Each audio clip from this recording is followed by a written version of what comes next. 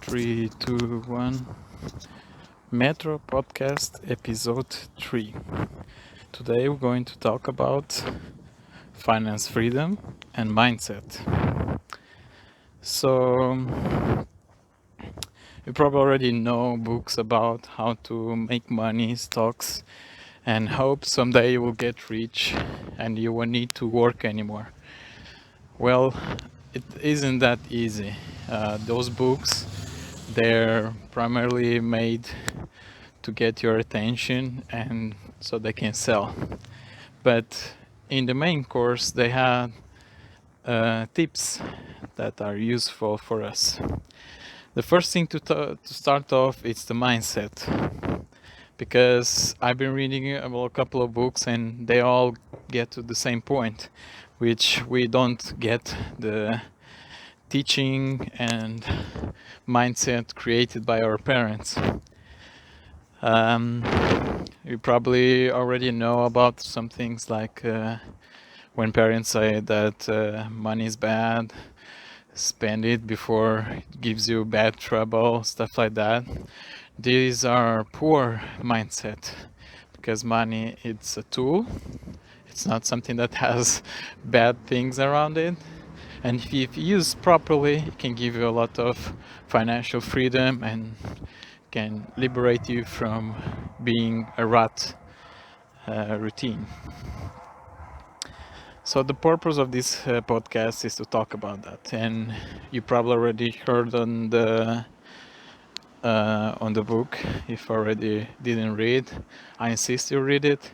It's Rich Dad Poor Dad for Robert Kiyosaki. When he speaks about his life, his two parents, where one of them is poor, another is rich, and depending on their mentalities, one gets more money, another gets less. So all starts with the mindset. If you have a proper education, if you know how to manage your money, it will be easier to get rich. That's why you get a lot of people that they win the millions at lottery and then they lose it at all. So these things are not taught at the school, not by parents either, unless you have rich parents, which probably you already have a good education. But still, it's good to learn and improve and never get cocky and think that you know everything.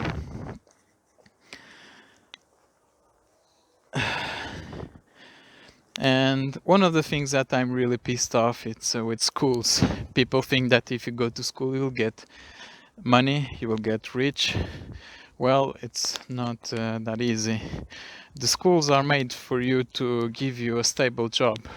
It doesn't mean it's going to be well paid or it's going to make you millions or a millionaire. It's made so you don't have huge risk. So that's why you have, if you saw the universities, they have the probability of and statistic of the works they have there. So if you end your course there, how many of you are going to work at the end of the course? So there's no risk at all. And when there's no risk, there's no reward or a huge reward. It's good for the guys that build those things, because for them, it's perfect to have these employees. Like, you're just there to work, to do the 9 to 5, don't risk at all, have your stable job. Those kind of things will never get huge amount of money. It will just a consistent small amount that you won't take a risk of. So I've been reading a book about how to get rich by Ben Zruel. It's called I'm Going to Teach You How to Be Rich. Not sure if there's an English translation. It's basically a immigrant that went to Brazil with high hopes, and at the end they didn't have anything, just this he realized that he made a mistake. So he teaches a lot of things about how to cut unnecessary spending, how to earn more. And if you start with the mentality, you can realize that a lot of things that you spend you don't need, or maybe you can cut it off. And you probably wonder why I need to cut it off, because if you use the money to invest, then eventually you will have like an amount, a big amount at the end of it. So, for example, if you put the money in a bank with a economy bank, where you put it for 5 years to stay there, and you have like a small amount back, and it's no work at all. Just put the money there, forget about it for a couple of years. When you get back, there it is. So you have to cut the unnecessary. Earning more, it doesn't mean you can spend more. And I see a lot of people, they do the same. They get a better job, and then they start doing things that they didn't do in the past, like going to restaurant, to expensive restaurant, or going out, or buying shoes that probably are more expensive than they should, stuff like that. And they get caught in the rat race. They get a car, which they have to pay monthly, a house, which they have to pay monthly, probably another thing, which is credit card, and you cannot stop working, otherwise everything's going to take from you, because you don't have money to pay those things. So you have to invest and think in the long shot, and stop living a life that you cannot afford. The way you can think of it's, if it doesn't bring you money back, it's not investment. A car is never an investment unless you rent it to somebody. A house, it's also cannot be an investment, because if you live there, it doesn't give you a profit back. It's just money that spends. So you have to always think like, how can I make this thing, or if I'm buying, it's going to make money for me. It's going to at least cancel some money that I'm already spending.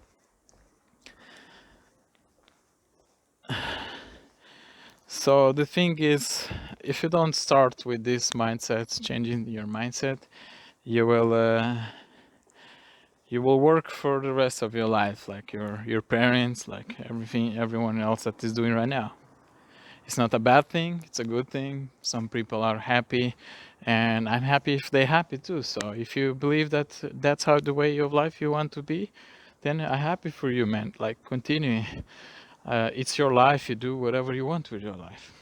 But if you're not happy, then you have to change something and not just complain about things. So you will never earn a lot from job if you're working for someone else. So, because the risk is low, and when the risk is low, reward is also low. Always track your expenses. So, and our mind can only, as we probably already know, can only focus on 5 to 7 things. So expenses sometimes get out of hand. And when you think you've been spending an amount, in reality you've been spending more than that. Probably much more than you think if you controlled your expenses. Don't live a lifestyle that you can afford. Look always ways to improve and be better. Don't try to impress your friend, because at the end of the day, you're going to be the one to suffer in the long run. And even if you're good and you already have investments, always try to be humble and get to learn more and learn new things. Remember, being a little wrong is better than not starting at all. And one of the things that I see is people don't start to economy, to put aside some money, even though it's a small amount, like $10 a month or a day is nothing, right? You spend those every day, maybe going out with people, and this is a good opportunity for you to see that even if you put $2 aside, which is something, it's better than nothing, which most of the people do. And remember, like, the 1,000 steps run starts with one step. So each step you do, it's something that goes closer to your objective of earning and having freedom in regarding to money. And don't forget that doing the exact same thing over and over again and expect a different result, it's madness. So if you're doing something and it's not working for you, you have to change something. You have to see how you can improve it. Why didn't it work out? Let's be a little bit creative and start things differently this time. And in summary, that's what this podcast today is about. Is don't get cocky, don't be that guy that oh, I know everything and stuff like that, and then when he realizes that he's wrong, his ego is so high that he has to and climb the Everest mountain to agree that he was wrong. uh, do small things, even though it's like €1, $1 aside every day. It's better than nothing. It's you are steps away from a person that doesn't do that. But also don't get cocky, like just $1 is nothing. So you have to start investing more. You have to teach yourself. These things cannot be teach on the school because it's not their purpose. The school is to prepare you to be a machine to work like another one at school.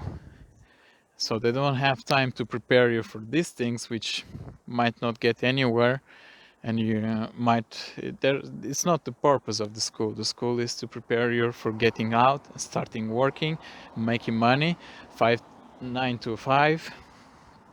There's no risk there.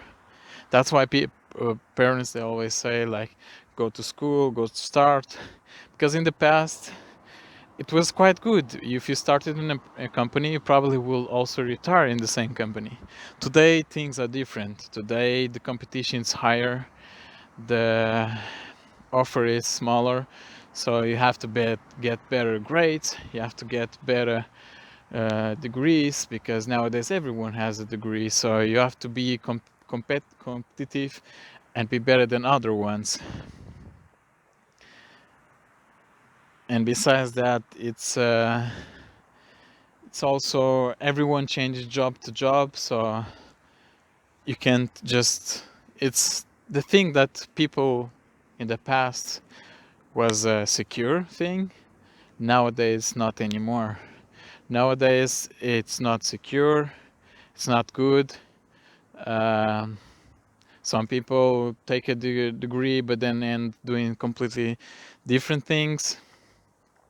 So you have to adapt, improve, and not complain, because energy is something that we have a lot, not a lot. So instead of complaining, let's just do something positive about it. Let's learn new things. Maybe start our company. Who knows? You're a smart person, even though you might think no, even though your past says contrary. Just you need to start with a step, and these steps can be today. Hope you enjoyed the podcast. It's a little bit more serious today because I think this is a serious matter for me. It's something that could change your life, and one idea that you read today, one book, can change the rest of your life, the rest of your destiny.